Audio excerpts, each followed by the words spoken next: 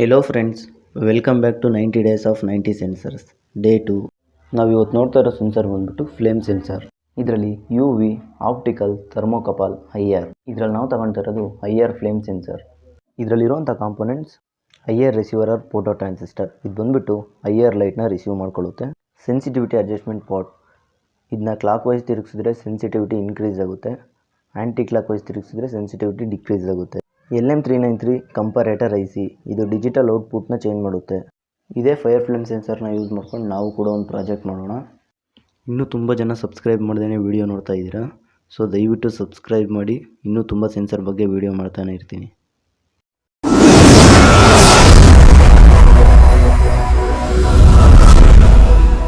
ಈ ಪ್ರಾಜೆಕ್ಟಿಗೆ ಮೇಯ್ನಾಗಿ ಒಂದು ಮಾಡ್ಯೂಲ್ನ ರೆಡಿ ಮಾಡ್ಕೊಳ್ಳೋಣ.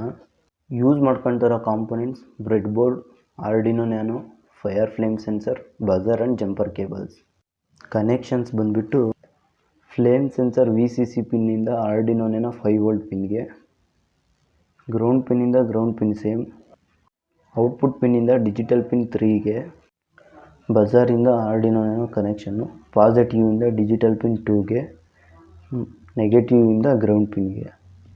ಇನ್ನು ಈ ಮಾಡ್ಯೂಲ್ಗೆ ಕೋಡ್ನ ಅಪ್ಲೋಡ್ ಮಾಡೋಣ.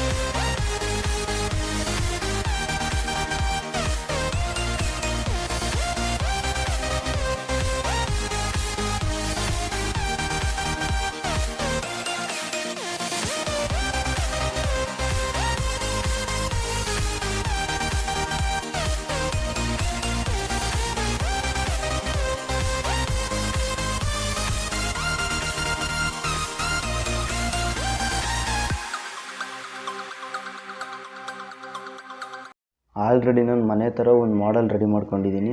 ಅದಕ್ಕೆ ಕೋಡ್ ಅಪ್ಲೋಡ್ ಆಗಿರೋ ಮಾಡ್ಯೂಲ್ನ ಅಡ್ಜಸ್ಟ್ಮೆಂಟ್ ಮಾಡೋಣ.